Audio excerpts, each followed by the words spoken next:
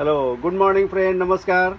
आज मैं आपको एक वीडियो दिखाने जा रहा हूँ जिसका नाम है, आपने सुना ही रहेगा, नायलॉन रबर स्टैम्प। इसे दो तीन मोहर भी बोलते हैं लोग, और इसको रबर स्टैम्प भी बोलते हैं, सादा स्टैम्प भी बोलते हैं, और नायलॉन रबर स्टैम्प भी बोलते हैं। तो इसके पहले का जो काम है वो तो आपको पता रहेगा, ट्रेसिंग प्रिंट निकाला, वो सब वीडियो मेरा दूसरे वीडियो में देख लीजिए, आपको मालूम पड़ जाएगा कि वो ट्रेसिंग प्रिंट कैसे निकालते हैं, डिज़ाइन कैसे, मैंने ये भी वीडियो बनाया है डिज़ाइन कैसे बनाते हैं, और उसको ब्लैक कैसे डार्क कैसे करते हैं, दो तीन वीडियो मेरा वो भी है।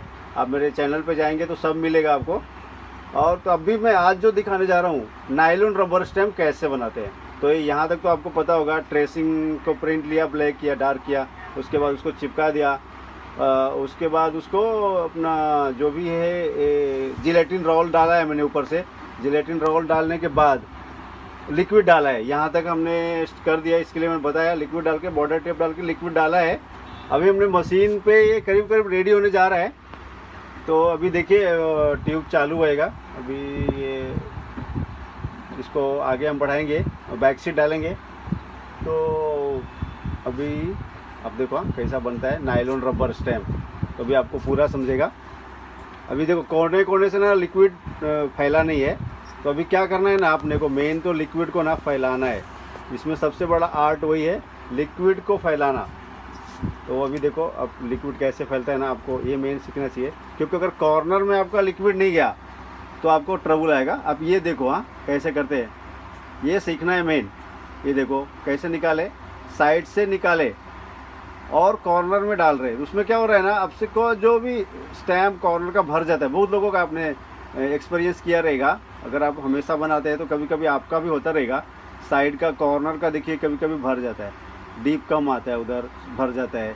मेरे तो एक क्लाइंट थे मल्होत्रा जी, वो मुझे क्या बोलते थे, हमेशा से उनका रहता था कि मेरा स्टैम्प कॉर्नर में मत डालना, मेरा स्टैम्प बीच में ही डालना। जब भी मैं बनाता था वो देखते थे मेरा स्टैम्प किधर डाला है, इसलिए मैं, मुझे याद रहता है उनका नाम।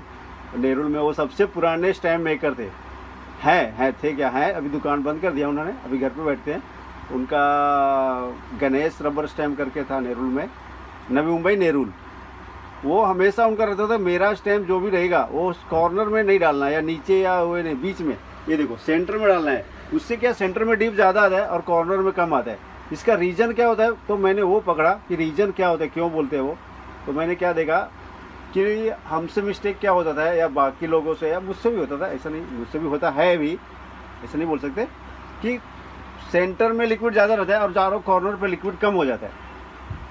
उससे क्या होता है कि आपका साइड का जो स्टैम्प है वो भर जाता है और कॉर्नर का स्टैम्प भर जाता है, यही रीज़न रहता है। तो हमने क्या किया, उसको सेंटर में से जो लिक्विड निकाल के और चारों कॉर्नर पे लिक्विड डालने का। ये देखो अभी, अब देखो तो चारों कॉर्नर हमारा भर गया, तो अभी कम डीप आने का चांस ही नहीं है। ये देखो आपने देख लिया। अभी हम ना इस पर क्या करेंगे, बैक से डालेंगे। अभी देखो जो भी बबल्स था कैसे निकल रहा है, देख रहे हैं ना आप, बबल्स या जो एक्स्ट्रा लिक्विड है कैसे निकालना है। बबल्स, ऐसा बबल्स निकलेगा आपका, जो अभी ये कर रहे हैं ना, इससे बबल्स निकलेगा। समझो कुछ भी बबल्स है ना, तो बैक साइड के टुकड़े से आप वैसा ऊपर से टचअप करेंगे ना, जैसा कैसा वो पीओपी मारता है, ऐसा प्लेटिंग करता है, टचअप करता है, वैसा। अभी देखो ये बैक सीट है, तो बैक सीट ना उसके साइज़ का कट करना है, लेकिन उससे थोड़ा बड़ा रहना है। जो भी आपका सीट निकाल रहे हैं ना, उससे ना बैक सीट समझो कितना ना, 10-10 mm, मतलब 1-1 सेंटीमीटर आपको एक्स्ट्रा रखना है। उससे क्या फ़ायदा क्या रहेगा, समझो लिक्विड कुछ बाहर आया तो बैक सीट रोक लेगा। नहीं तो अगर आप ये करोगे ना, ये एक्स्ट्रा नहीं रखोगे, तो क्या वो कांच में लिक्विड सट जाता है, फिर वो चिपक जाएगा, आपका स्टैम्प भी ख़राब होता है। अभी आप देखो, मैं आपको पूरा दिखा रहा हूँ। ये देखो अभी ये कांच रखेंगे, ये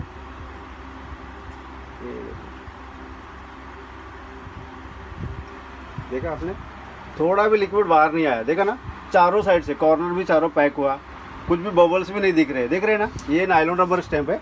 अभी ये मशीन ऑन करेंगे, अभी देखिए आप, और ये नीचे हाइपो का पानी है और ये टाइमर है। देखिए फर्स्ट टाइम 8 सेकंड दे रहे, और ये देखिए हाइपो का पानी हमने रखा है। उसको वॉशिंग करने के बाद ये करते हैं। अभी देखो मशीन बंद किया इन्होंने और अभी ऑन किया है, देखो। हाँ ये देखो लाइट आ रहा है ना आपको, उधर दिख रहा है ना वाइट वाइट, ये ऊपर का टाइमिंग दिया है। तो आप ये टाइमिंग मत पकड़ना कोई भी आप फ्रेंड, प्लीज़ टाइम आप अपने अनुसार ही देना।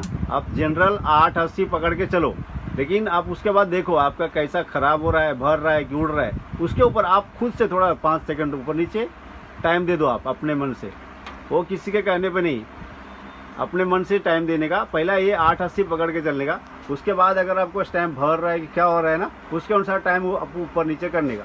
बाद में वॉशिंग करने का, वॉशिंग का भी है वीडियो, आप देख लो। उसके बाद ये पानी में डाल दो। उसके बाद आपको दिखाता हूँ ये जो भी है आपके पास सेल्फिंग, उसको बना सकते हैं। ये देखो ऐसा क्वालिटी आएगा, बनने के बाद ऐसा आएगा। ये डीप देखो, ये नायलॉन रबर स्टैम्प है, ठीक है।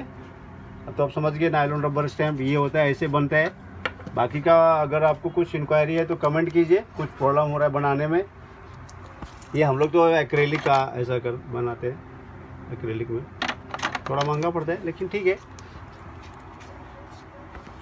तो आपको भी कुछ कमेंट है तो आप प्लीज़ मुझे ये कीजिए, और प्लीज़ फ्रेंड मुझे मेरे वीडियो को लाइक कीजिए, सब्सक्राइब कीजिए। और ये है आपको टोडेट है, इसमें ये आप डाल सकते हैं नायलॉन रबर स्टैम्प को, इससे भी सेल्फिंग बना सकते हैं आप, ठीक है। इसमें डाल के, इसका क्वालिटी अच्छा है तो आप इसमें भी डाल के दे सकते हैं कस्टमर को, ओके। तो आपको और कुछ इंक्वायरी तो प्लीज़ मुझे कमेंट कीजिए और मेरे वीडियो को सब्सक्राइब कीजिए, प्लीज़ प्लीज़ प्लीज़। मैं इतने अच्छे वीडियो ला रहा हूँ, प्लीज़ मेरे वीडियो को सब्सक्राइब कीजिए, जिससे कि और अच्छे कंटेंट मैं लाता रहूँ। Thank you.